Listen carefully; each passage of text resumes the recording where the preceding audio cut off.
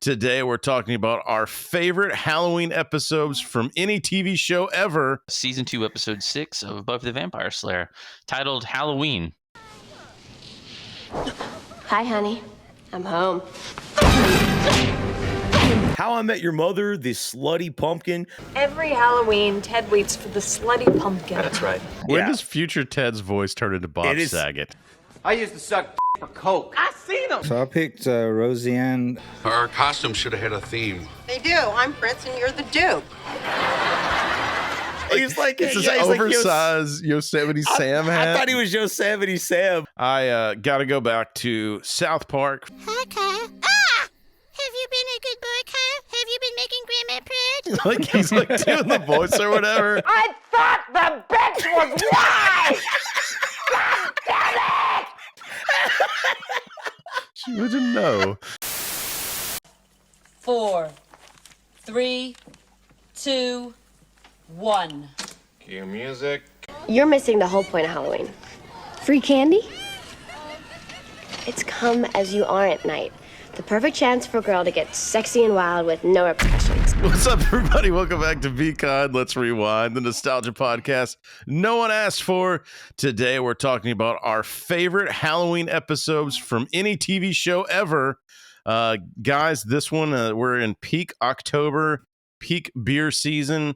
So this was actually pretty fun, man, because everybody just went out on their own, picked a Halloween episode from whatever show you wanted, and this was nostalgia times 10. So I'm not going to waste any time because we got kind of a lengthy list here. So let's go ahead and head over to our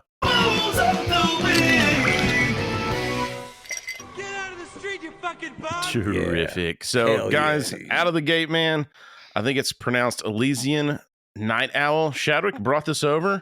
Little pumpkin ale. I'm sticking with the Halloween beer themes. So as long as it's Oktoberfest, pumpkin, I'm good to go. Leaf, what about you? Sounds so delicious, dude. My wife and I will have just arrived back from vacation when this episode airs, but we'll still be drinking little rums and Coke, dude. You know what I mean? He's just gonna stay drunk for 3 weeks. Admiral Nelson and I will be gay pirating throughout on the West Coast. So cheers to the fucking stud. Shadwick, what about you, man? So I'm also doing the Elysian, but I went with the Great Pumpkin, which is 8.4%. I hear there's a show about that. You have to get torn up, Yeah, Charlie so Brown. it's made by Charlie Brown. Who is it, sir? Yeah, it's called Good Luck Everybody Else. Gibbs. I also went with the Elysian, but it's actually pronounced, and you did pronounce it wrong. It's actually pronounced Cannibalist. It's a dragon fruit again. Dragon fruit. It's, Dude, it's pumpkin dragon fruit. Dude, Shit pumpkin dragon fruit. So, guys, Delicious. also want to shout out our rewinder of the month, Eternity Man. Looks like you got your swag. Looking good on you, brother. So, Looking real appreciate good. all your support. And don't forget to check out our Patreon. We'll go into this in depth later on in the episode. So, strap in. Did he say strap in or strap on? So, let's go ahead and get over into Come on, Patreon! our first episode here, Leaf. Like we said, everybody out of the gate picked one, so I guess there will be limited boring ass facts. So let's just get into it. And starting off, it's going to be Gibby's pick. All right, now get out there and make me some goddamn money. we got Scary. later. yeah, that was scary. So all right, man. So Gibbs, which one did you pick? Yeah, well, I actually had a little bit of a difficult time because I thought of 2 different episodes from shows that I thought were Halloween, but whenever I dug deeper, it wasn't. The one that I really wanted to do was Boy Meets World, where they're getting stalked by a killer, and it has Jennifer Love Hewitt and everything like that. And like there's like a fucking slasher in the high school and shit. Oh, and really? Then, it turns out that got aired in February, and I was like, I don't know if I can count that one. Yeah, Well, and what's her name? It's Is on, it's on the Halloween list because I watched that one and I wasn't sold on it. So yeah, and Boy Meets World. What's her name is Topanga's on Dancing with the Stars, which I watch because my wife watches. So that's how She's that still works. looking. She's still looking right too. I heard. Jeez, So. dude, she's pole still dancing on the fucking hot. stars. Good. All right, Gibbs, go ahead. Anyway, which so one? my pick is season 2, episode 6 of Buffy the Vampire Slayer, titled Halloween. It's an appropriate title. And you know what? Believe it or not, I was going to pick this. You You sweat. Wait, yeah. Seriously? Mm-hmm. I thought you were going to give me shit for picking this one. No, yeah, I did too. No, I was. I went through like so many different TV shows, and I could not land on anything. And then I was over at Chris's house, Saturday night, and Ryan actually mentioned I think there were some good Buffy ones, and I was like, oh, there was a great Buffy one. Yeah, and it was this one. Was it? And then like the next day, Chris was like, Gibbs is going to be with us, and this is what he picked. And I was like, well, I was definitely going to give shit for this because I never watched Buffy the Vampire Slayer. I thought it was I didn't watch it very much either. I thought it was the most retarded show ever made. And then when I watched this, I was laughing my ass off, and I was like, "Dadgummit!" I know, I was mad too. I was like, "This is a good fucking show." I fucking hate this shit for no reason, dude. It was a really good show. This show started to air whenever I was living in Orlando, and whenever I moved up to Chattanooga and I had no friends, this was my friend for a long time, and this was my comfort thing, and it actually, in a weird way, kind of helped me get through high school and deal with the pressures of high school. This was one of those shows. I think this is kind of like the reason I didn't get into Led Zeppelin until later on. The reason I didn't get into Pink Floyd, was like the people that liked them in high school were people I didn't like. So then by proxy, the same shit with this one, it would be like preppy girls for some reason, I think like this show a little bit, or at least a couple I knew, and I was like, I'm not gonna watch that. Does it have any dick and fart jokes? And it does. Yeah, it does. And no one told me about it. Jokes, I actually watched Buffy like retrospectively after watching the show Angel, and I watched that because Charisma Carpenter was on it. And she had those big old fake tits, and dear God Almighty, Chadwick's like still looking good. Dude, she was at the Chattanooga Comic-Con last year, and we stood about 10 feet away from her. The episode opens up with Buffy immediately action like star. She's fighting a vampire in a pumpkin patch.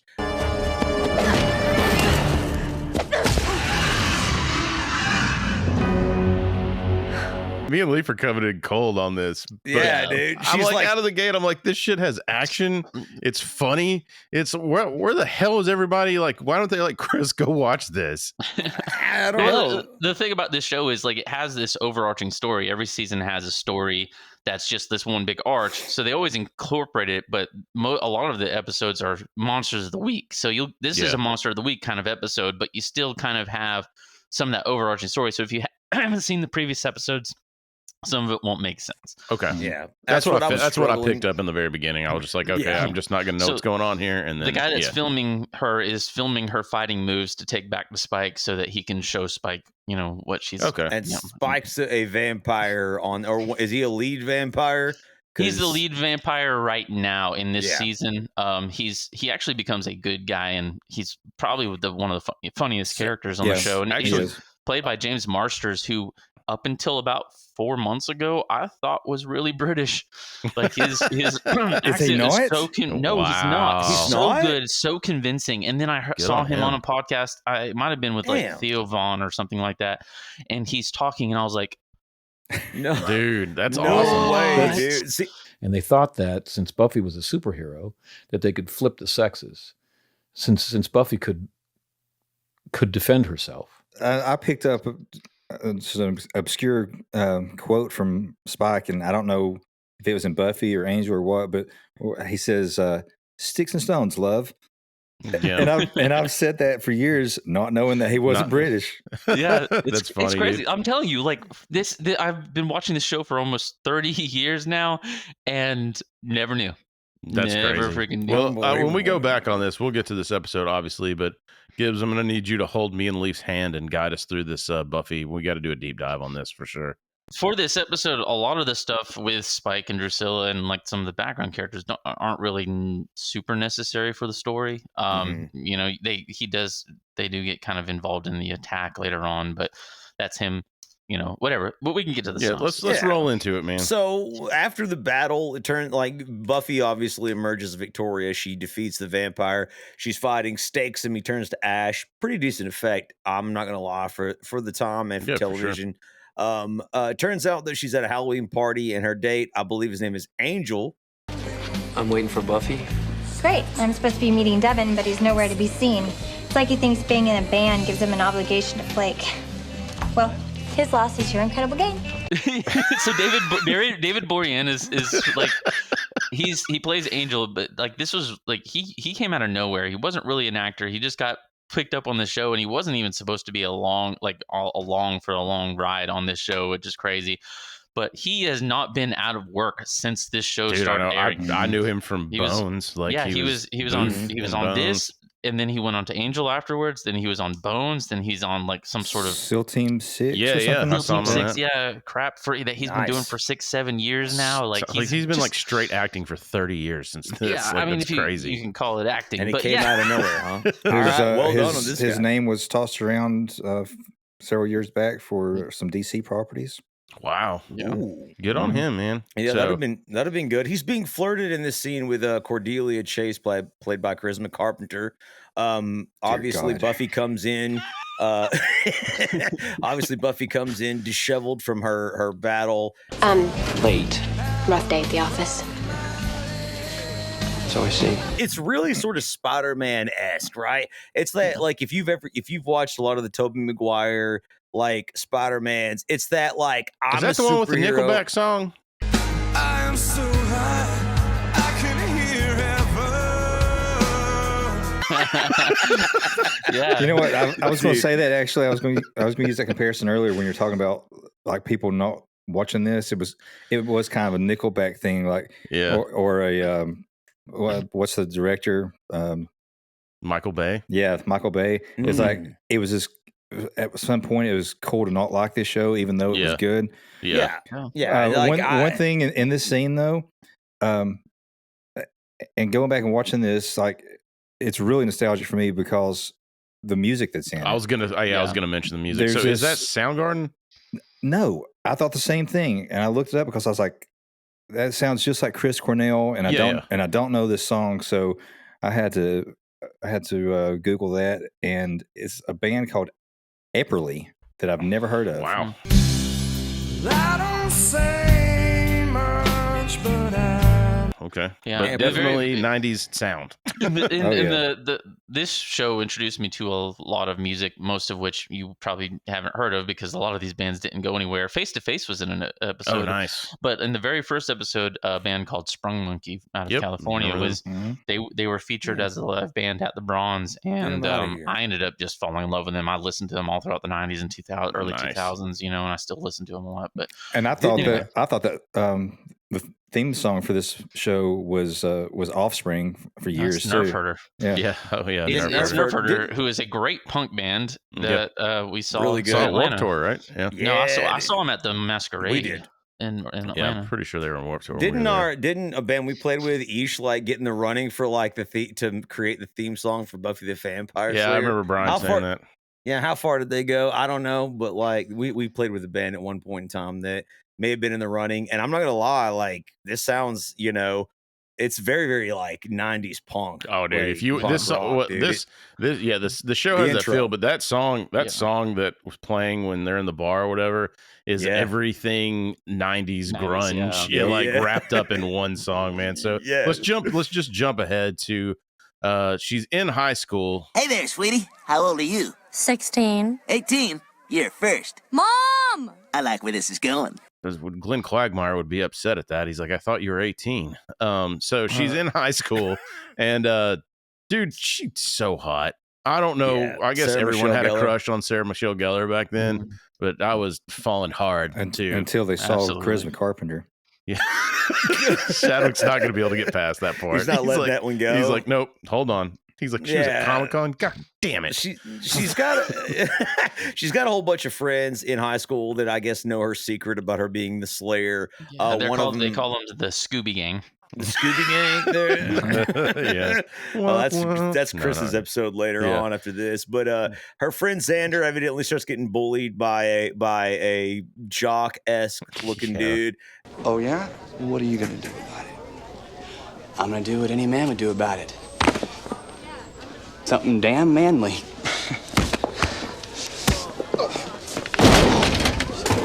And Buffy immediately like saves him from a beating that he was about to take, humiliating the bully. This town lot of crazy fucking shit happens. So it's kind of just like, yeah, it's par for the course. Fucking kids get killed every day by vampires. Yeah. Everybody knows. Isn't the town like built on a hell mouth or something? On the hell mouth. So there's a portal to hell at the town. That's how they can explain all the different monsters that come in all the fucking time. So they got away from the Indian burial ground. Well done. They did, Nice progressive show. Well, let's not pretend that maybe the two might be intertwined. Well, we wanted something. We wanted something that was more of a threat. Buddy, if you can point me in the direction of an Indian burial ground to build on, I'll go there. But I think we've run out of places. There's a lot of history in that burial ground right now. Now, a bunch of little kids need people to take them trick-or-treating. Sign up and get your own pack of sugar-hype little runts for the night. Yikes. I'll stick to vampires. Miss Summers, just the juvenile delinquent I've been looking for. And of course, Xander, I just mentioned, played by Nicholas Brandon, to volunteer to escort the little kids for trick-or-treating. They're being forced to do some community service for no reason, as if they're in prison. Was this Allison Hannigan's first thing? Yeah, this is what made her big. So this was before American Pie. Before band camp? Oh, and this one time at band camp, I stuck a flute in my pussy. Yeah. Let's just put it out there. Yeah. This debuted in 96. American Pie came out in 99, I think. So, well, I mean, if you're around fucking vampires, I can see why. Yeah, you want to be a band geek and shove a flute in your pussy. Like, your world's kind of fucking shattered. You're crestfallen on what you thought this ride would be. Flute hanging out your pussy. I mean, you're just like, where do I go next? Like, I guess it's a flute in the pussy.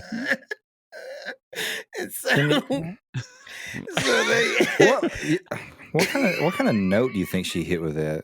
Hit that high C. So as per the plot, they're going to be forced to escort a bunch of little kids to trick or treat in the evening of Halloween the next day. But the encounter Buffy had with her, wannabe, I guess, potential boyfriend the other night just like stings her. She wants to know more about him. It's too bad we can't sneak a look at the Watcher Diaries and read up on Angel. I'm sure it's full of fun facts to know and tell. So Buffy's fallen in love with Angel. Angel is a vampire, but he's a vampire that's been cursed with a soul so that he will feel guilty for eternity if he, for all the people that he killed. Right. So he's like a tortured soul or whatever.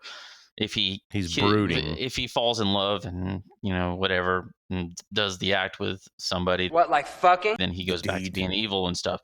She's wanting to find out more about him because she wants to, get it on with. She wants to drill him in the ass, and it's gonna be. And she is gonna say, "This is lovely. Gibbs, this is lovely." Has anyone taught you how to sex yet? He's done the sex. When two gay men have sex, how do they know whose penis will open up to accept the other person's penis? Exactly. We'll find out one of these days. Why wait? So they want to find out. Giles is the Watcher, the dorky guy in the librarian. Yes, I just wanted to talk to you about tomorrow night. Mm-hmm. Rupert Giles, played by Anthony Stewart Head, who also plays Rupert on Ted Lasso. Right on the left. Oi! What are you doing? What the fuck are you doing? There you go. Oh, much different right. character. Yeah. And so they are sneaking in to get information. She's trying to get the 411 on him. Yeah, she wants to know what kind of girls he's into and shit. And so she finds out. Man, look at her. Who is she? It doesn't say, but the entry's dated 1775. Angel was 18 and still human. They're in the bathroom, but of course they're underlying Cordelia. Who else is in the bathroom with her? It's Cordelia Shadwick. And Cordelia, she shows up, and she's just straight out like a bitch. She's like, I want to take your man. And Jay Leno. Hey, what the fuck are you doing? Get off of me! Sorry, my mistake. The next day, obviously, everyone gets together to escort the children to the trick-or-treating. But before that, though, they are selecting their Halloween costumes at this creepy Halloween store. I assume it's a spirit in the corpse of a Walmart. Yeah, basically, they're in there and they're like selecting their costumes and trying to figure out what they're gonna wear. And Buffy's trying to convince her friend Willow to go as a slutty something. You're missing the whole point of Halloween. Free candy? It's come as you are at night. The perfect chance for a girl to get sexy and wild with no repercussions. I don't know why, but I dug this little subplot of be yourself. You know, like she's not wanting to do the slutty thing, and she's hot. Like, she's hot. You can't have any of this. I'm hot. But like, she doesn't feel comfortable in it. She doesn't want to do it. Yeah, she doesn't want to show off her body. She's like in love with Xander. Xander's in love with Buffy. And like, you know, if she had just worn that outfit, Xander, if she had just worn that outfit, Xander would have been like, I'm gonna fuck that bitch later on. He would have said that. It would have fixed years of fucking drama. The show just ends. Yeah, it's just like she wears that one costume. But instead of wearing, she's like, hey, I bought a flute. I'm joining band.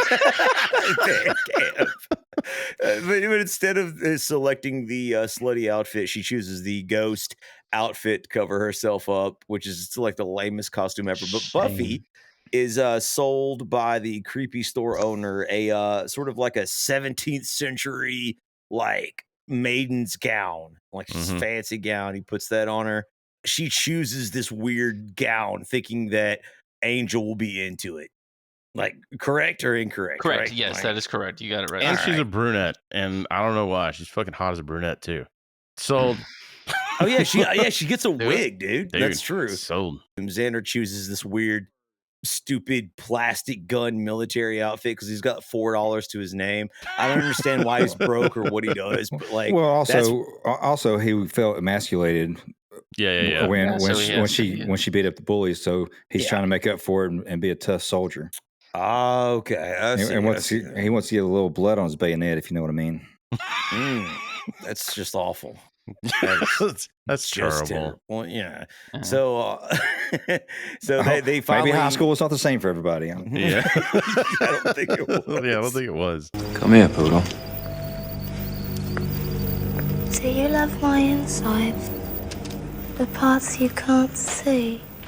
Eyeballs to entrails, my sweet. There's 3 vampires that show up. Just walk us through those people. The female vampire is Spike's girlfriend, Cordelia. Drusilla. Not Cordelia. Drusilla. Yeah, sorry. Okay. My bad. He tells Buffy a story about how when he was evil, he did some like terrible things, and Drusilla was the worst thing that he ever did because she was was so innocent. Yeah, so they have a history, and she's annoyingly boring. But they spend a lot of time talking about how amazing she is. So basically, like, she was so innocent that he turned her into a vampire, but before doing that, he drove her insane. Like that's right. And he killed her entire family. And then the village or some shit like that went and took, like, they were some sort of gypsies. Oh, are you allowed to say gypsies? Yeah, you are. Wait a minute. So Angel's a piece of shit. Little people. Yeah, like Angel, this is his story arc because he ends up getting married to Bones. Yeah. Now it's been a minute since I've watched the show, so yeah, I got some things. But anyway, Spike and Drusilla are an item, and Spike also has some sort of jealousy anytime that Angel and Drusilla are around each other because of their shared history. Let's fast forward to the fun part of this plot, which is Halloween night. Right after the weird vampire scene, the creepy store owner performs this ritual. Janus, sume nocte. And he activates the spell, and as you said, everyone wearing the costume becomes what they're wearing if they bought it from the creepy store that has the curse on it. Xander becomes a Vietnam War vet with severe PTSD. I love the ghost thing Willow becomes. Like, Willow, like, just you see her like float out of it, and you're like, what the fuck is going on? And then it kind of like all starts to line up. Yeah, and everybody's like looking for Buffy, like, you know, help, like, Buffy will be the one to save us, and they finally get to her, and she's just like the damsel in distress. Right, she has no idea, like, you know, how to save them anymore. It's not Buffy. It's amazing. She's from the past. And you're a ghost. Yes. Now let's get inside. Just want you to know that I'm taking a lot on faith here. I also love the fact that she was, I guess, like an American princess. Yeah, her accent doesn't really change. Let's not dig too deep into it. Let's just focus on Sarah Michelle Gellar as a brunette. Let's just enjoy it.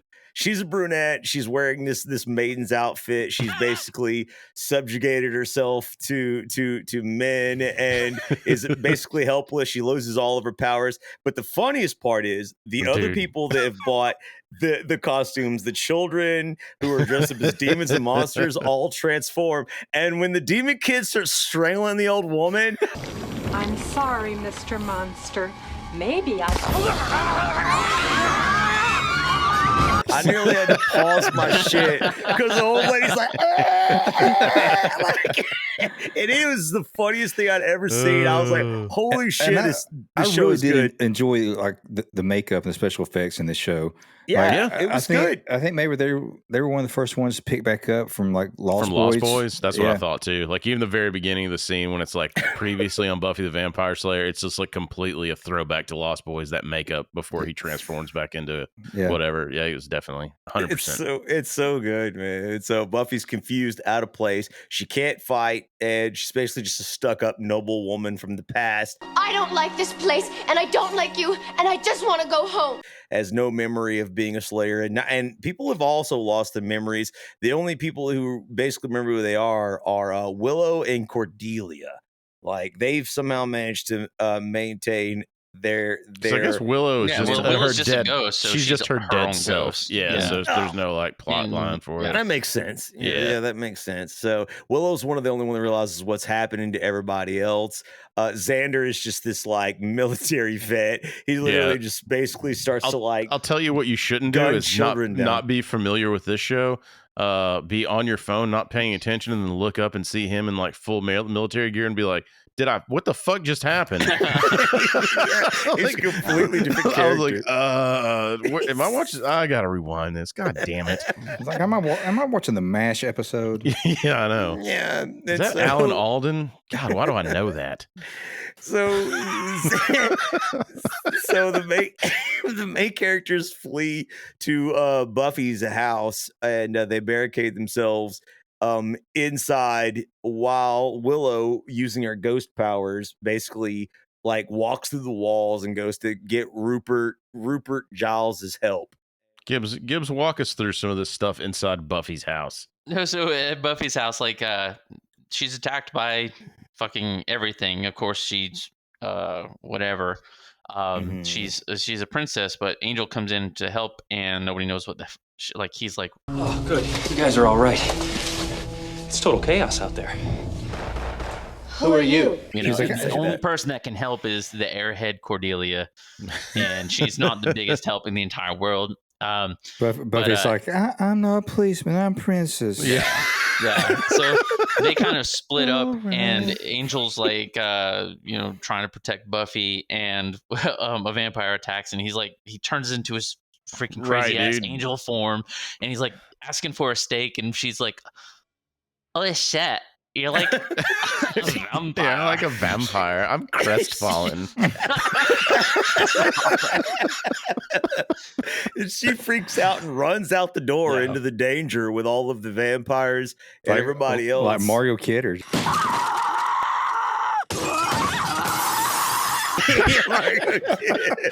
Mario Kidder just fucking freaking out, man. I never get tired of seeing that clip ever, dude. But then obviously Spike finds out what's going on, realizes what's going on, and he's like, "This is my perfect chance." Do you hear that, my friends? Somewhere out here is the tenderest meat you've ever tasted, and all we have to do is find her first. Yeah, dude, he realizes Buffy's lost all her powers, man. He's been studying her. This is his chance to get rid of her. So he recruits an army of child soldiers and goes after her, basically. And so she's been in Rwanda. And everybody who changed, they acquired their costumes where? We all got ours at a new place, Ethan's. They deduced really quickly that the people affected by this spell all bought their costumes from this creepy costume shop, and so they go from a creepy old man. Yeah, creepy old man. And they go to confront him, and so when they finally arrive, they realize it's Rupert's old friend Ethan. Break the spell, Ethan, then leave this place and never come back. Why should I? What's in the bargain for me? You get to live. Oh, Rupert, you're scary. And so Rupert kicks the shit out of Ethan and forces him to tell him about how to break the spell. Meanwhile, Buffy is running around. Her friends have come to rescue her. They're being cornered by vampires and monsters and everything in between. But as Rupert smashes the evil statue, everyone turns back to normal. Buffy regains her powers. And as Spike is descending upon her, she wakes back up as herself. Hi, honey. I'm home. Just beats the ever-living shit out of him and then lets him go, dude. Like, stake his ass, dude. Like, what the hell was up with that kid in the shower? We got 18 more episodes to go, buddy. Damn it. So annoying, dude. She just lets him walk away. I was like, so mad. That's sitcoms, basically, or it wasn't a sitcom, but a continuous series. Yep. They're always, it's just like, I mean, Transformers and Thundercats and, you know, Inspector Gadget. It's like he doesn't even ass. This was before Winterfell just killed everybody that you liked. Yeah. This is just Mumra escaping and then watching you make stool in his like little potion thing at the very end. I'm watching you make stool. Mumra, the ever-living. And so later that night, Buffy invites Angel over and admits her insecurities as being a vampire slayer. And I guess they fuck, but Gibbs said they can't. Is that true? Like, they can't fuck. When they do, he becomes a bad guy. But they can make out and do like hand stuff. They do hand so what are they, stuff. Mormons? Like, what is it? They soak? It's called soaking. If you're a Mormon, you do that to multiple people. Yeah, that's true. Dude, shout out in a row. Shout out a beer called Polygamy Porter. Bring one home to your wives. Delicious polycule flavor, dude. The episode ends with Ethan having slipped away before Giles could stop him, leaving the mystery of Giles's dark past. But he's got to be Jack the Ripper. Like, it's retarded that he's like, you know what? His age lines up, like exactly. I think he's Jack the Ripper. I don't care what the show says. Those accents, just dead giveaway. And he's British. Exactly, dude. Like, come on, man. And he ends up owning a soccer team later on. And barbecue sauce.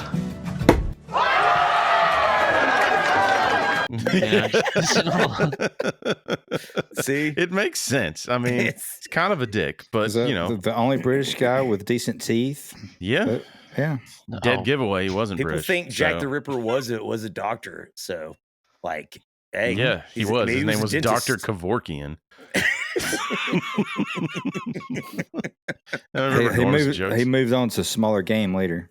Well, Gibbs, do you have any notes do you want to pass along on this one? This was this episode was first off, Buffy the Vampire is written and created by Joss Whedon, who would go on to write Alien Resurrection.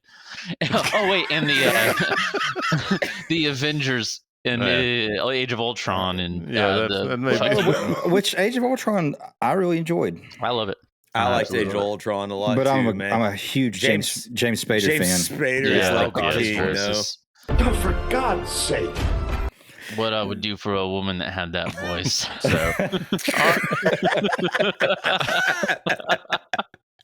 All right, man. Let's move on to our next episode. This is actually going to be Leaf's Pick. Still funny. Why would y'all do that? Why would y'all do that, man? This one. Which one did you pick, Leaf? I picked the How I Met Your Mother, the Slutty Pumpkin episode, season 1, episode 6. Oh shit! That leaves me with a shit stuck in my head this week. Yeah, I'm lucky.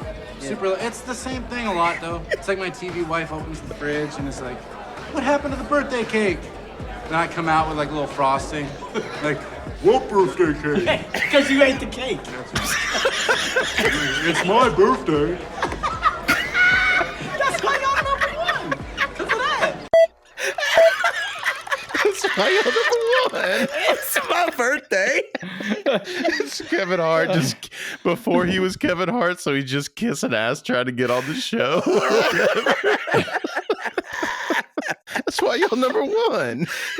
I love like that look that he like Jason Segel makes whenever he realizes like God, I fucking hate this job. He's like in a shitty sitcom and he's just trying to explain it to Kevin Hart. He's just overselling it so big to kiss his ass. It's great. Jason Segel he reminds me so much of Gibbs.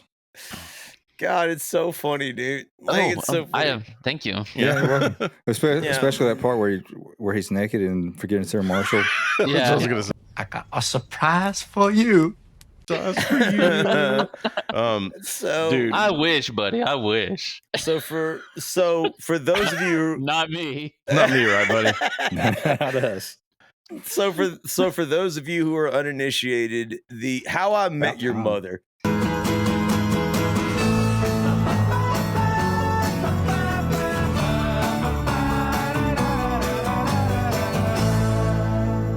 Ladies and gentlemen, is a story sort of told through flashbacks, right? Like it's about a father who is telling his children how he met their and fell in love with their mother.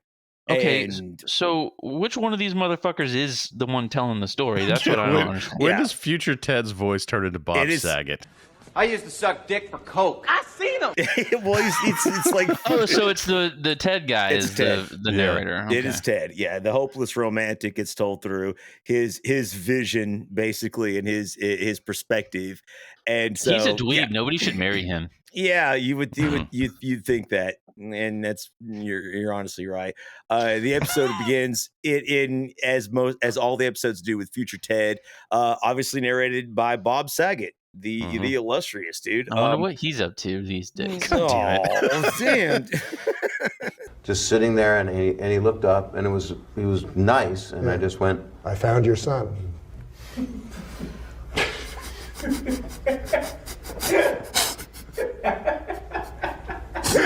That's it. Bob Saget's been our guest. He would have loved that joke. Yeah. The story obviously occurs on an illustrious Halloween evening at a Halloween party years ago, involving a woman who he has dubbed the Slutty Pumpkin. Every Halloween, Ted waits for the Slutty Pumpkin. That's right. What's the Slutty Pumpkin? You mean who is the Slutty Pumpkin? It was 4 years ago. No, the idea of the Slutty Pumpkin is worth it, and I mean, Sarah Michelle Gellar would agree. She's trying to get her friend, Willow, also, aka Lily. Yeah, I noticed that. I was like, we had a little bit of a crossover here with Allison Hannigan. Formatting leaf. After I enjoyed your episode, I was like, dude, there's some synergy here. So Ted's friends, obviously in the past, are Marshall, played by Jason Segel, Lily, played obviously by Allison Hannigan, Robin. Oops, I left her. Freaking the actress that plays her. It doesn't. None of this matters. I hate her. That's a character, Colby anyways. Colby Smulders. Yeah, who's also in the Avengers. Yeah, the Avengers. Yeah, she plays. Yeah, in the Avengers. Barney. Her character's name is Boring Ass Shield Agent, I think. Yep. Yeah, in this she has more personality, but you still don't like it. And of course, Barney, played by Neil Patrick Harris. He's a coon hound. Yeah, he's the most likable fucking person in them. How dare you? So basically, the story revolves around the Slutty Pumpkin. Her and Ted obviously connect, and he loses her number because she wrote her on a Kit Kat, and it was given away as Halloween candy to some wretched little shit. Dude, that's funny as shit when he chases the kid down the hall. And Hey, Dracula, come on, give me candy. Give me it! Where's the Kit Kat? Where's the Kit Kat? Grabs him and yells at him like. He just wanted to gut that pumpkin, you know. Yeah, he did. Dude, he wanted to eat that creamy center. Yeah, he's all right. So Marshall and Lily Jack her lantern. So Marshall and Lily are the couple in this television show. They're basically this sweet couple that everyone roots to fail because they're just like they do everything. They do everything together. Yeah. Wait, Nobody wants to see. They root to fail. Nobody wants to see anybody else happy. Yeah, you ever seen a hate couples like that? Like, don't act like you've not seen a super happy couple and think he's cheating on her. She's fucking some dude, some mailman. I'm looking at him like he ate the cake. Dude, even birthday. Like that's what it was. Dude, you one of them is dead inside. You just know that like some no couples one's allowed to be happy in front of us. even if you're in a happy relationship. Your goddamn negativity. Just sorry. Yeah, coming This from is what it is. Chadwick. And as Chadwick goes, get to the part where Barney's nailing everybody. Yeah, it's coming. Yeah. So Lily and Marshall every year dress up in a couple's costume. This year, they gotta are win preparing. they gotta win the Halloween party, right? They got the costume contest. She dresses up as a parrot. He dresses up as Captain Jack Sparrow, aka what everyone keeps calling him in the episode, a gay pirate. Because he's got the eyeliner on. That's a good little reveal at the end, which too. is so much, which is so popular back then with Pirates of the Caribbean, dude. Like Johnny Depp just ruined pirates forever. Like after that, No, not good. dude, you won't see pirates. It's not an an accurate representation of a pirate unless they have scurvy in their decaying and rotting teeth. My episode has better representation of pirates. What are you doing? Barney obviously makes his entrance as Maverick from Top Gun.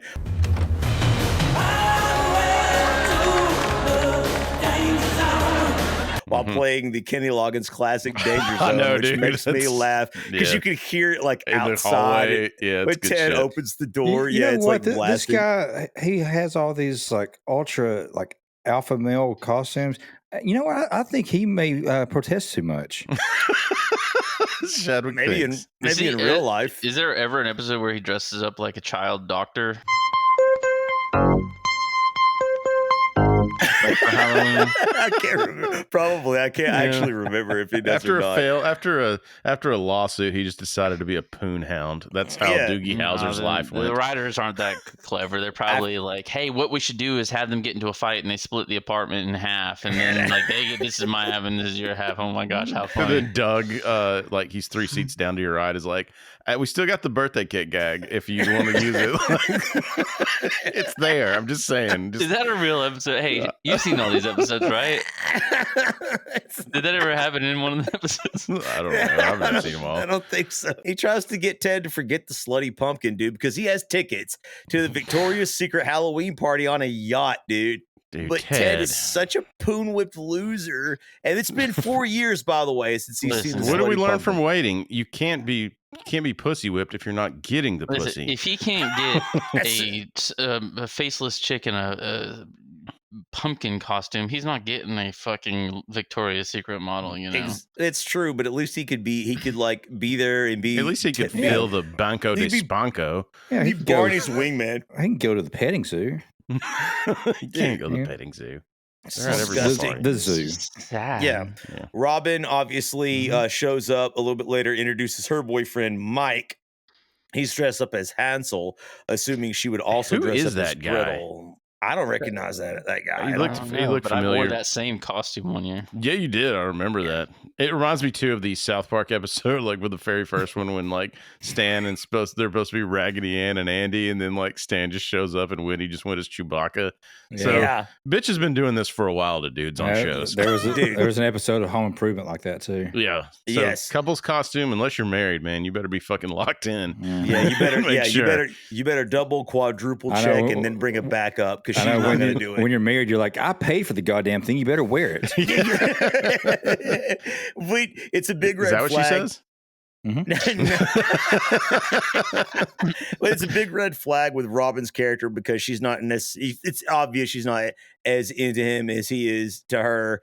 And she's basically that independent female that's like massive red flags who wants like her own career, but also wants like love and wants to give up nothing for neither. That's basically like her character, which just pisses me off the entire show. Yeah, it does. Fuck Robin. And obviously Ted dresses up as the same thing. He is always dressed up in hopes that the slutty pumpkin will recognize him. It's been 4 years, right? It's been 4 years, and he's the character that you're supposed to identify with. He's like the hopeless romantic, like the one who's just like, I'm gonna find true love, and this person. But he's could like, be I guess, it. he's innocent, so or he seems innocent, and he's never really deterred. So it's like, he's just gonna keep trying. And that's what women obviously want. They want a guy who's not going to give up, for chase after and waste years of his life to try to that's they a want woman's that fantasy. later. No, In the beginning, they want the dangerous you to have one. money, Yeah, and muscles. Well, he's got money. They have plenty of time to get to the safe guy. That's later on in life. That's like in your 40s. Yeah. Okay. So that's what it is. Yeah, he can't find love because he's not old enough. When they're young, they want somebody to knock the bottom out of it and then break up with them in a text.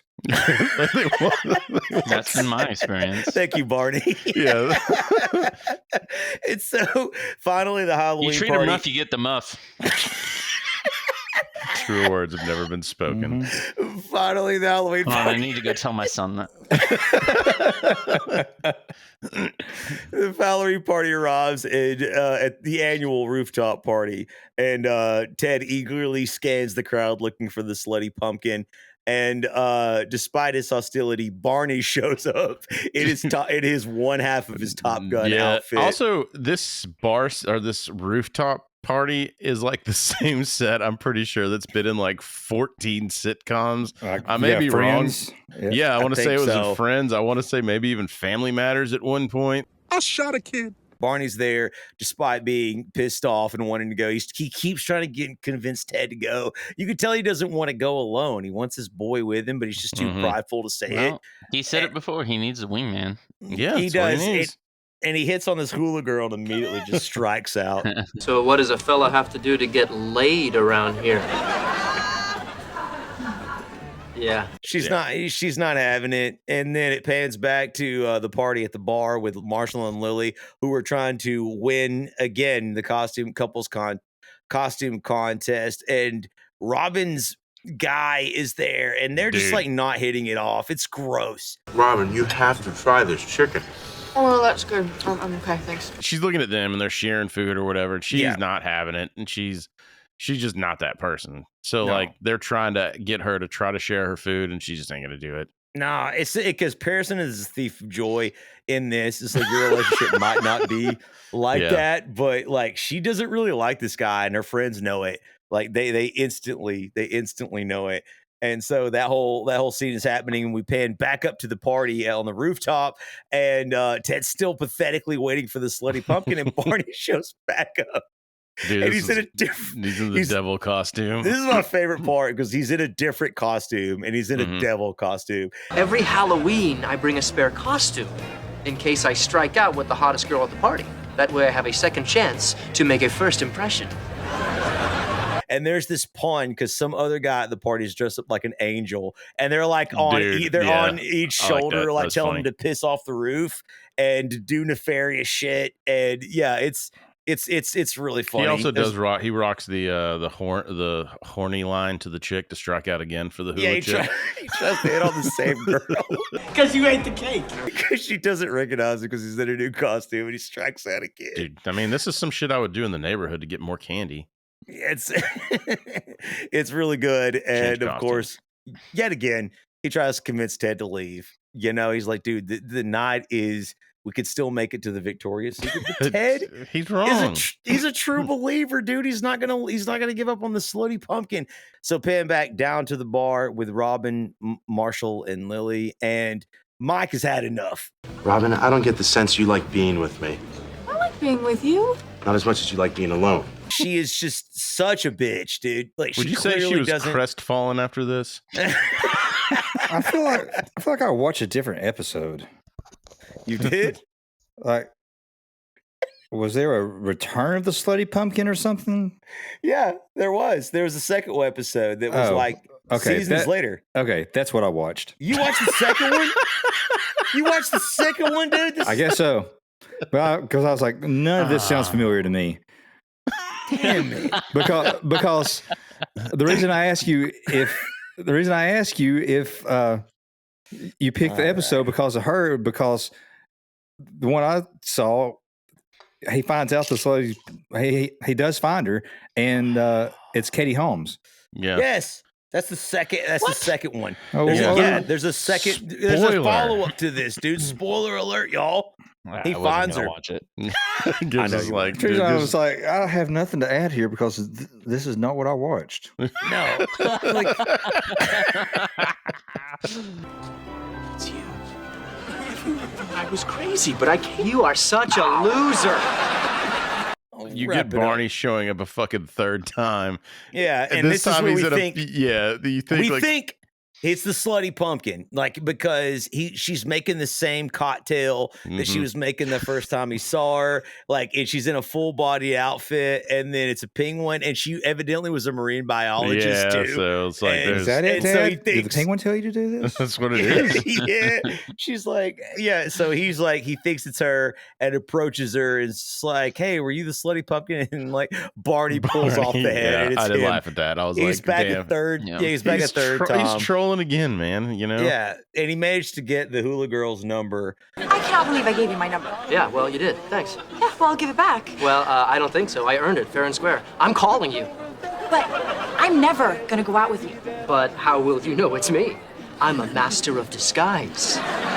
So like he's got her number no matter what, man. So it goes downstairs. This is the part that actually, like, I actually laughed out loud at this when Marshall and Lily they actually end up winning the costume contest. And the winners of this year's costume contest are Lily Aldrin as a parrot and Marshall Erickson as a gay pirate. Oh yeah! Wait, what did he say? He's like looks at the camera and he's like, "It's my birthday," and like.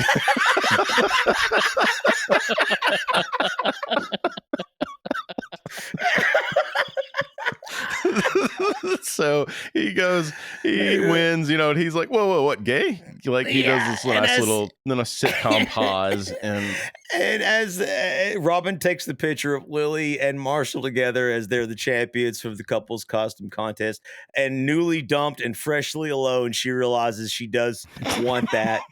Goes up to the rooftop with Ted, and they both sit there like the losers they are as friends, basically waiting for nothing, waiting for his voice to change to Bob Saget's later on in life. I seen him later on in life in that episode. One day I'll be funny. One day, man. So let's go over to Chadwick's back. She's having an orgasm.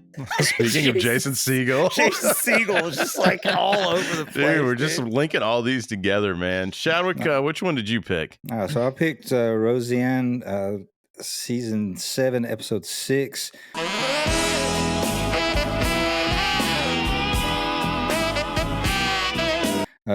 Leaf has it mislabeled here. The episode name was Skeleton in the Closet. Oh, shit. That actually leads me over to a rare occurrence of shit stuck in my head times 2. I thought the bitch was white.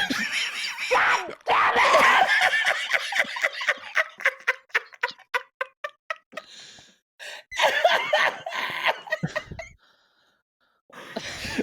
Play it again. I have play it again. Wait, play it again. I have said that. I thought the bitch was white.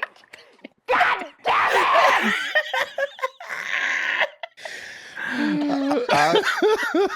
I have said that no less than 30 times since Saturday night. Oh, same here.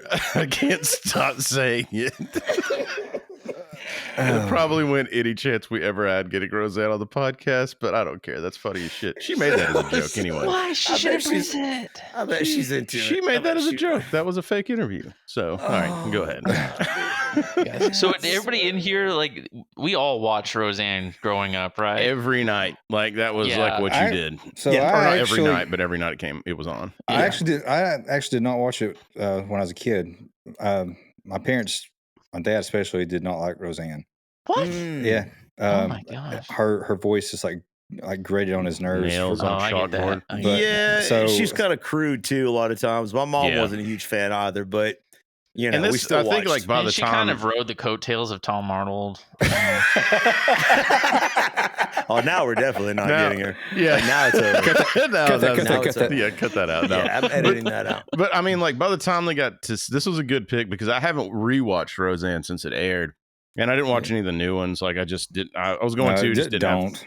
I just didn't have time. And then If she's not in it, there's no fucking point. Right. And so like when I went back and he picked this one, this is late in the season or late in the series, and I was like, all the characters that are in there, like her mom's in it, the store owner's there, like everybody's kind of developed the way I remember them in my brain. Not like, sometimes you go back and watch these old shows that debuted in the 90s on the first season, and you're like, I don't really remember them looking like this, or I don't remember. Yeah, it's weird. Yeah, this was a good hit because it hit all that shit. And the For all thing, the younger people out there, like if you look at the Connors homes back then and stuff like that, that's really what shit looked like in the 80s Right. and 90s. It wasn't neon fluorescent everywhere and shit like that. It was dingy and wood paneling and bullshit like that. Yeah, like grandma's couch from 1970. With past due last notices stacked up on the table. But the thing about Roseanne and a lot of those shows, they always had like their Halloween episodes were either people pulling pranks or they were like setting up haunted houses for like kids to come into, which I don't remember anyone ever doing that around here. You guys remember like going trick-or-treating? In our neighborhood, there was a couple that did it like in their, I think it was down near Leaf's rich friend Trey's house. There was a couple that had their like living room or garage. That you'd go like through the garage, then to their living room, then out the door. It was short, but they, you'd get scared and all that shit. But it was whenever I was growing up in Orlando. Oh Jesus, that is scary.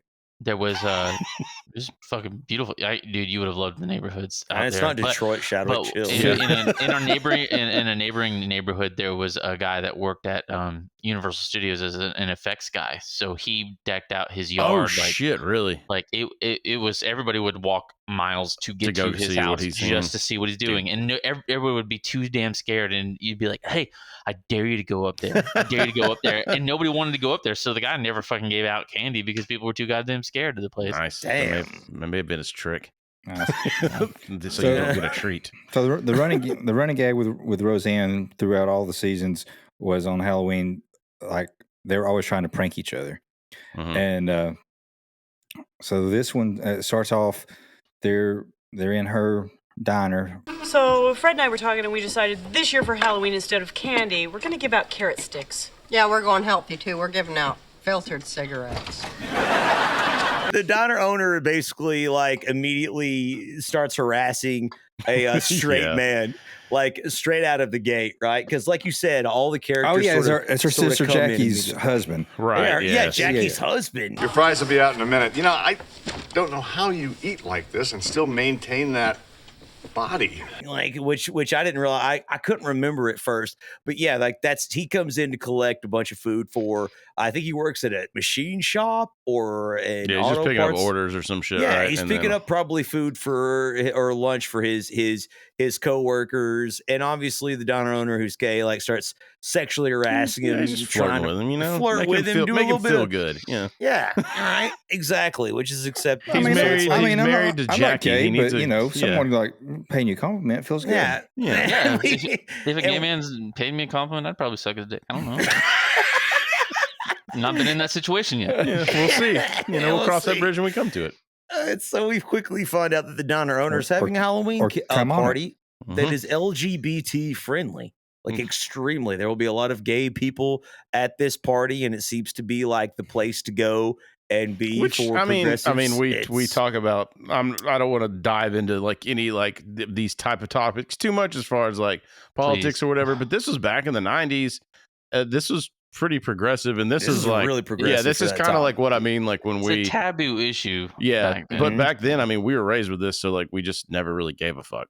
So it was just like, if you're gay, you're gay. That's all right. Like, let's just, exactly. move on. Like there's going to be drag queens at this party, gay men, gay women, and mixed with straight couples as well. Right. Yeah. It's like everyone's kind of don't give a fuck. Like it's fine. Yeah, everyone's partying and having a good time. But right after this scene, Roseanne's mother comes in, and she's just an absolute terror. Now, I full disclosure, I had a really good relationship with my mother. I know that I have a lot of friends who sort of, they love their mothers, but they had really an adversarial sort of relationship. I don't know if any of y'all did. I have great relationship now. I mean, when I was growing up, I was grounded all the time, but I was kind of a little shit. So, I mean, like, a lot of that was well-deserved.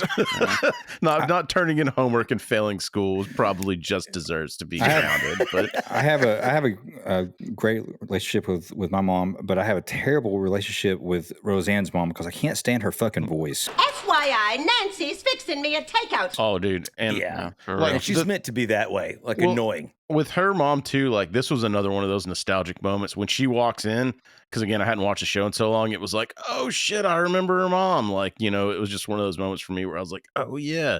Like, all these memories of watching Roseanne and me asking my mom what a period is and her never answering me started rushing back. So, like, it's the end of a sentence, you dumbass. What was DJ doing with those magazines? Yeah, exactly. I don't understand. How do you use a magazine? Yeah, I thought, does he got video game cheat codes? Is that cheating? I don't understand. And when Roseanne found was he jerking off? Kinda.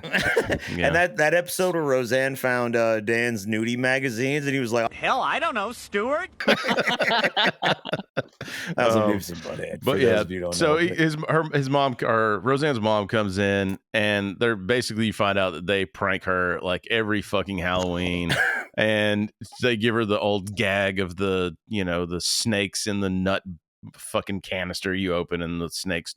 You know my absolute favorite. Yummy, yummy, yum. Oh, spring loaded pops out. And she overacts like a goddamn stage actress. Like I said, mad. Like, I'd like to, in the comments, like if you had a mother that was like, you had an adversarial relationship with your mother, I want to hear about it, because honestly, like there's people. Chadwick has like this. He's got like one of those sectional couches, and then there's just the pillow beside him is just dented for every time he gets mad, he punches it. Yeah. Jim Carrey was watching that, and he's like, "Oh, she's overacting." Yeah. I'm kicking my ass. Do you mind?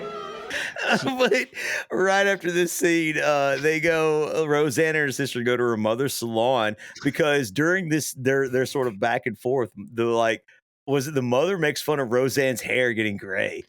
So she goes to try to get it dyed, right? Like to her natural color. And her mom made her feel old and like self-conscious. So at the salon, they found this wig that looks like their mother's hair. Yeah. And they start thinking that their mother's wearing a wig. Jackie does the mom impression, and overacts even on top of the overact. Like, A woman of your size shouldn't wear horizontal stripes. You should wear black or stay home.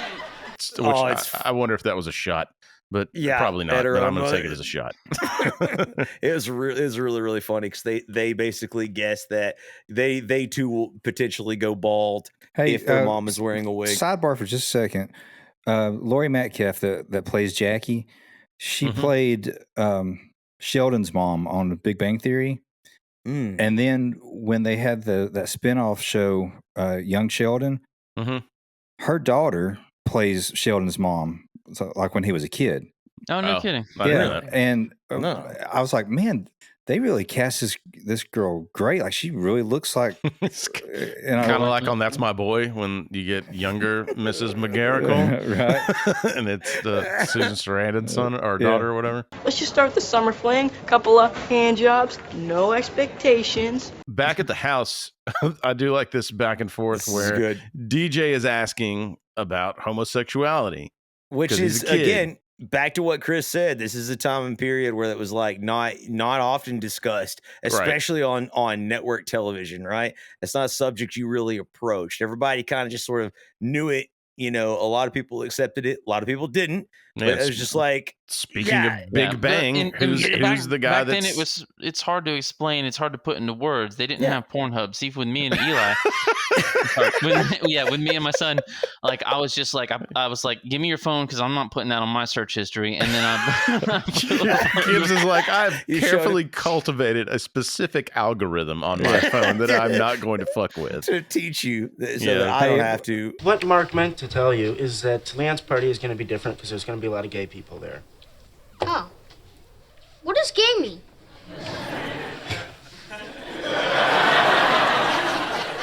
homeboy from Big Bang's in this too, and he's the one that kind of gets he gets stuck. They're trying to explain to DJ what it is, and they're trying to find all kinds of kid ways to explain it. They're kind of getting befuddled, and then you find out that it was just a prank the entire time. That was great. I thought he was gonna start crying. Let's go down to the arcade. We can listen to it again on the way. Yeah. And like Shadwick said at the beginning of this episode, like that's sort of the theme, right? Right. And so like everybody's like always trying to prank each other. So when they get to the Halloween party and like it's at the diner or whatever, and upon arrival, Roseanne was dressed as Prince because I thought the bench was wide. God damn it! She wouldn't know. So, and Dan is dressed as a fucking gay cowboy eating pudding. I don't know what Dan is dressed as. Our costume should have had a theme. They do. I'm Prince and you're the Duke. He's like it's this oversized Yosemite Sam hat. I thought he was Yosemite Sam, but like, yeah, dude, he's pretty much a gay cowboy, dude. Like, and they're at this like gay Halloween party or LGBTQ friendly, and like it turns out, like through a lot of conversations, that Roseanne discovers that her sister's husband may be gay. Mm-hmm. Yeah, he may be into it. Yeah, they come in and like he's dressed as Batman, and like she's like he wanted to be like extra macho so nobody would think he was gay. He's got the cape like draped around him, and she's like, Fred, stop hiding behind the cape. I don't want these guys checking out my utility belt. but then all these like openly gay people are like walking by him and saying, "Oh, hey, Fred." Hey, Fred. Hey, how you doing? Like they all know him, right? And so Roseanne starts to surmise, "Wait, how do all these gay people know?" And she approaches one of the drag queens there, and Are you trying to tell me that Fred is gay? Honey, I can't believe he's trying to be straight. And right after that, like Jackie and her husband leave the party under mysterious circumstances. Right, they just bail immediately. And there's a scene where Roseanne she brings Dan like into the kitchen to tell him like what her suspicions are. Yeah. And there's this little person like over in the corner washing dishes. Dan, Fred is gay. What? I was just talking to this Diana Ross guy, and he said that Fred used to be gay. And I think maybe that person was not supposed to be there because I don't know if you guys saw it, but they walk in and she's like legitimately caught off guard. Like she looks over there and she's like, I wonder if they put it in there to like prank her or something. I think so. That's funny as shit, man. So anyway, after this, she goes over to her sister's house because she got to spill the beans, Just gotta tell her, as man, we her know, husband's when gay, women have dude. a secret, they're very good at holding that secret, and they're not going to tell anybody about it. So it's not, you don't see them. You tell your wife like a secret or something, and you immediately see them on their phone. You know exactly what's happening. Anyway, so she's like trying to tell Jackie. Jackie's like, no. There's no way that Fred could be gay. I mean, there are certain things that a wife knows about her husband. And then they go into the bedroom, and I'll be damned if good old Dan and Jackie's husband are in bed together. Oh my God!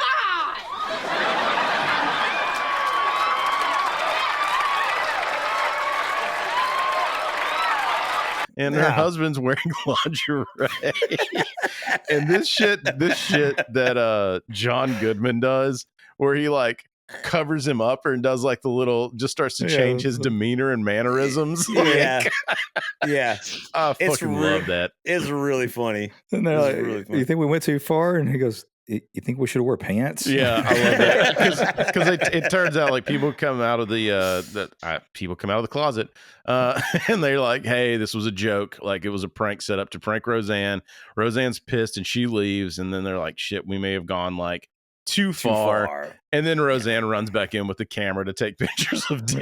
Yeah. It's just a joke. Great pictorial for the employee newsletter. And dude he's in like, bed. "No!" Yeah, he's like, Yeah. dude, I thought that was a fucking cool ending. Like that shit was good. Yeah, Like, the anytime the freeze frame pictures Dude, always yeah. makes me laugh. Like the Conan O'Brien skit. Remember what he used to do? Remember what he used to do? That he would talk about like his trips, and it would just be slides Yeah. of like random things. Man, that shit was so funny, man. I miss Conan. Let's go ahead and pick it up with the final one. Chris's pick. So you guys know I got to go back to South Park for this one. I'm going down to South Park, gonna have myself a time. And this one is going to be season 3, episode 10, Korn's groovy pirate ghost mystery, not Korn's groovy ghost pirate mystery, which they go over in this episode. The difference between a pirate ghost and a ghost pirate. A ghost pirate is very different. I don't know how. I don't think I ever saw this. Yeah, Really? this one was big too because Falling Away From Me debuted on this. So Really? yes. So Yeah. the video, this wasn't the video obviously, but the song itself debuted on this. If No I'm one not had ever mistaken. heard the song before. Right, and then after And- this, the video followed because the album was about to come out. To me, that's why at the awesome. end, they played more of it, right? Like Yeah. it keeps kind of going a little bit like Right. longer. Like I think maybe I thought, into the I thought credits. that was pretty cool, or at least from my memory. Correct me if I'm wrong in the comments, but from my memory, that's what happened. This thing comes in and hot out the gate. The episode with obviously like Stan Cartman, Kenny, and Kyle. They're hanging out at South Park's Cozy FM Halloween haunt. At the When docks. the guy he's like, hey man, so what do you think about South Park's Cozy FM Halloween haunt? This one time, like 8 months ago, I saw 2 guys kissing in a park, and that was the gayest thing I'd ever seen until I saw the Cozy FM Halloween haunt. So out of the gate, I'm laughing my ass off. Cartman, of course, is stoked about Halloween because it's close to Christmas because he's a selfish asshole. God, Dude, and the funny part is like they do this shit where do you guys remember the haunted houses? We kind of talked about it in your neighborhood and whatever, but in the haunted houses when they would do the grape bowl, the spaghetti, the that you'd be eyeballs and blindfolded. brains. They do this man. shit on this one. Cartman's Yeah, it just goes up a donkey's ass. Peel. I remember. It feels like cold spaghetti. Oh, dude. Oh, it's so gross. And then later on, he's like, smell my hands. They smell like it spaghetti. smells like cold spaghetti.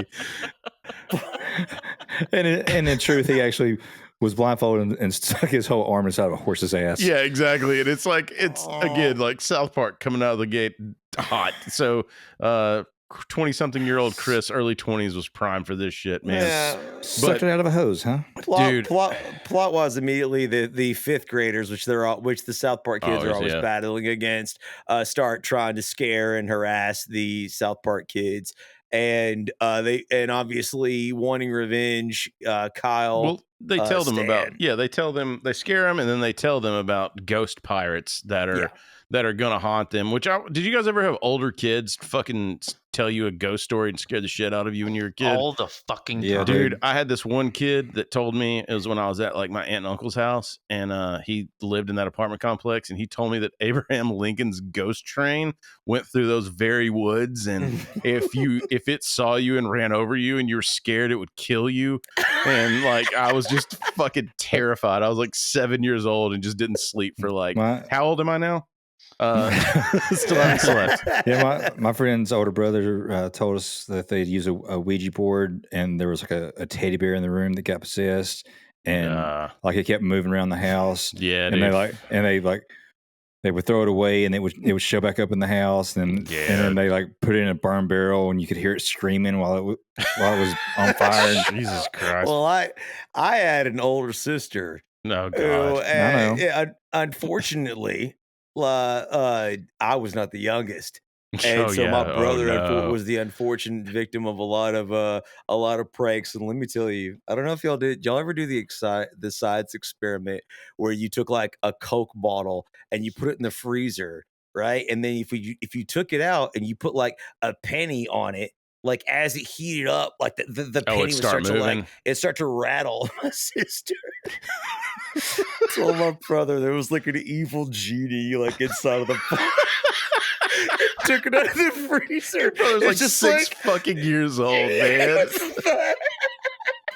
It's so fucked up and He amazing. was so terrified. And obviously I was in on it. And I was pretending. I was just like, oh my God. And then, like he was traumatized for a really Dude, what about you, Gibbs? Did you ever have any older kids do that to you? Yeah, my older brother always told me I was adopted. Your 10-second older brother? Yeah. Yeah. No, I had there was actually another pair of twins that I went to school with in Jensen Beach, Florida, and they convinced me one time that there was a race of alien people called Zardoff people that would that would invade the Earth if it rained for 3 days straight. Now, like obviously you're in Orlando, Florida, and it rained. No, I was in Jensen Beach. Okay. We're right on the fucking water. So it rains every goddamn day, yeah. and they were like, "Wait, man, this is the third day in a row." And I'm sitting there like, "Fuck." Is that not true? It's dude. They're actually lizard people, and they're running the government. So anyway, Bush did 9/11. Yeah. So if you have kids, or you know anybody younger than you, just scare them. Keep the tradition going. It works out just fine. Don't worry. Yeah, man. So of course, there was a chimney here in this little town I live in, where a house had burned like years ago, or whatever. And when my son was little, every time we would drive by, I would tell him that a witch had lived there, and they burned the house to kill the witch. But if you really listen, if you're really quiet when you're driving by it, you can still hear. You can hear her laughing. Yeah. And then like as he's like peering out through, scared, like I don't want to hear it. I don't want to hear it. You just like reach over and you're like. Chadwick's like, and you're like, oh fuck, is that the witch? And the witch looks you down the eye, she's like, I thought the bitch was white. God damn it.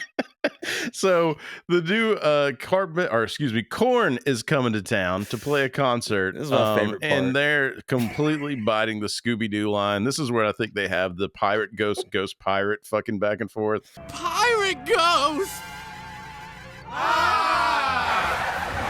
That I think I read was like an actual, not argument, but a back and forth between Trey Parker, Matt Stone, and Korn. Like they were like, would it be pirate ghost or ghost pirate? And they just kind of got in this debate. It was just kind of silly, but they put it in the episode. They have a fucking alien named Niblet, I guess. It's like an alien bird, but it's just a gigantic bird. Niblet. But I mean, this goes full on even with the music. Yeah, the Korn is Scooby-Doo arriving. music. Like Korn is arriving at South Park in a big gigantic van, like the Scooby-Doo style van. And my favorite part is like this hardcore metal band at the time, which was we all viewed as like one of the hardest bands. Like at that time and point in history. Now people are probably like, "Oh, Korn's not all that." It to the public eye, like this is really they're heavy. Like they were heavy, like hardcore.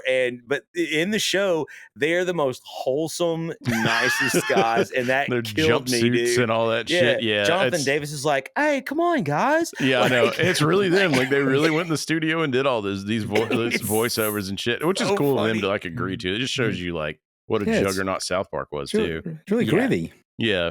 So now the kids are trying to think of a way to, because as Korn's going there, the pirate ghosts jump out and they wreck their van or whatever. Like, so it freaks them out. And then it goes to the kids. The kids are trying to figure out how they can scare the fifth graders, which they come up with the obvious plot line of digging up Kyle's dead grandmother to scare them. So that's always nice way to go. Dude, we're not digging up my grandma. I'll get in trouble. All we have to do is sneak in the graveyard, dig her up, scare the fifth graders, and then put her back before anyone notices she's gone. They need a corpse, dude. Like, this is clearly the logical She's third fucking grader. dead. She can't feel a fucking thing. Yeah, well, like they try to sell it to him. They're like, if your grandma knew that this would make you happy, don't you think she would want you to do that? She'd want to help you. Yeah, she'd want to help you, man. When I'm dead, I don't give a shit what you guys do with the body. You heard it You here want to turn me first. into a pinata? Sounds good to me. How I promise you I won't give a fuck. about a pincushion? Does it look like I care what happens to my body right now? Well, let's turning Gibbs into an homage to our S7 episode. Yes. We'll see which one that one is. So, And he made me fuck her.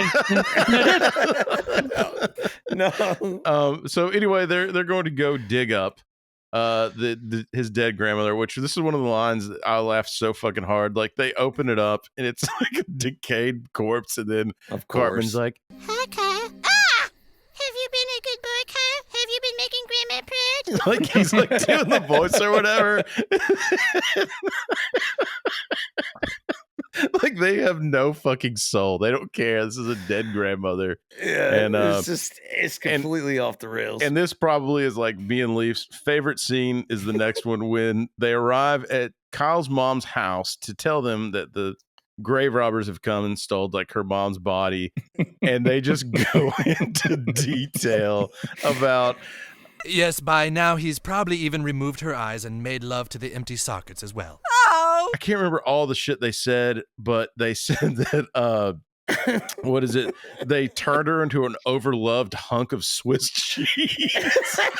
They keep talking about like the mechanics of having sex with a dead body, like, and it gets out of hand, like so bad, like keeping her moist, like it's just awful. And I love too, like she tells him to, Mike Douglas just make me moist. yeah, they make them get out. Or she kicks him out of the house or whatever, and then they just continue to talk. Now, he probably would make love to the dead body in a cool, dry place so as not to allow further decomposition. They're totally into this. About like how to have sex with a dead body, what's probably happened to the grandma, and they're just like security guards or whatever at like the because at like the boys graveyard. need to go stash the body, and they stash it on the pier. And they run into Corn, I believe, on the pier. But more importantly, a dog comes by and gets the grandma's dead body. So now It they starts don't- to they yeah, have it starts the to dead drag body. it around. And I'll try to keep this one a little bit short, just because we've gone longer than I thought. But Corn starts to Scooby-Doo this shit after they talk to him, and they're telling him about the pirate ghosts. And Father Maxie is saying, "Hey, Corn is the devil. Preacher doesn't want them in town," and all that stuff. Cartman, in the middle of this, he has found his future Christmas present, which is an Antonio Banderas blow-up doll, which I'm pretty sure is for his mom. Oh, sweet. Life-size blow-up Antonio Banderas love doll with realistic genitalia. And is actually in future episodes. They put that is one it? in. Yeah, they put that one in there in future episodes, which I thought was pretty fucking funny. He's and anatomically also, correct, Like, yeah, too. and at one point, like Cartman's going through to pick his toys before this, and if you look in that catalog, there's an Alabama man. I saw that. Yeah. And I had showed Christy last night the commercial for Alabama Man. Alabama man. Thought I told you to shut up. He's going out drinking with his friends at the bowling alley, man. Dude, press the button on his back and he busts her lip wide open. So, Corn and the boys they're gonna basically join up. They're gonna try to investigate this while Father Maxie is blaming this all on Corn. And then basically all of the Scooby-Doo fun ensues, where it's Scooby-Doo antics left and right with them. Niblet! They finally catch the pirate ghosts, and Whoa! What the? Father Maxie? Well, what are you waiting for, Bar Brady? Arrest that band! Oh? No, arrest him. Huh? I think I've got this groovy mystery solved. and it's fucking Father Maxie, and it was just the Yeah, derpy derp. basically the South Park priest, was hyper religious, didn't want like Corn coming into the town and their devil worshiping music. The old school 1980s satanic panic, Right. like basically Yeah. all over again. I like how they're explaining all of the like special effects though, and it's like the simplest, most ridiculous things. Like, And then he used this flashlight and some cotton swabs to create the ghosts. to Made make the it pirate look- ghost or made it whatever. look like pirate ghosts, And in the yes. meantime, too, during this, of course, like, look, this first South Park episode, there was a costume contest, and fucking like Kitty dressed up as like what 8209, like, and he comes in, and it's like a super realistic costume and shit, where it's like, what the fuck, like this, and he loses to fucking Wendy dressed as Chewbacca. The again. Chewbacca mask. And the winner of the costume contest is Wendy for her Chewbacca costume. Come on up, Wendy. Which is another callback to that first episode of the Halloween episode. well, of I like season in this episode where you just like see him like randomly walking in the background, like Yeah, exactly. The 8209. You see him in the background, and then like the kids do get their revenge because the dog, they can't find his grandma, and the dog barfs up the grandma. So they put the grandma on a stick to scare the fifth graders. So they put a nice bow on this. And this is what I don't like about streaming now.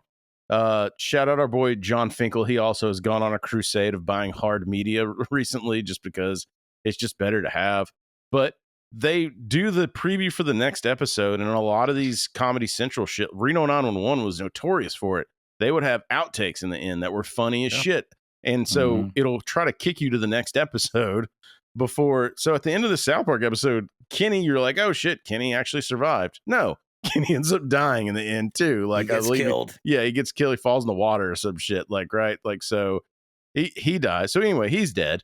But the freaking shit like cuts it off in the episode or whatever. You have to like, no, I want to watch the end of this and the credits and blah blah blah. So yeah, before you can see it, dude. And also, let's not forget, Korn decides like after they've learned their lesson to play the concert. It's right. just, And this is this is what I was talking about. This was the debut, if I'm not mistaken, of Falling Away From Me when that album was coming out. So which is also a callback to Chef Aid when they did that shit. That's true. And Rancid was just like, hey, we're Rancid, we're gonna play a song, and then it just like start hitting like these like hard chords. I like too that he's like, and a 1 and a 2 and a.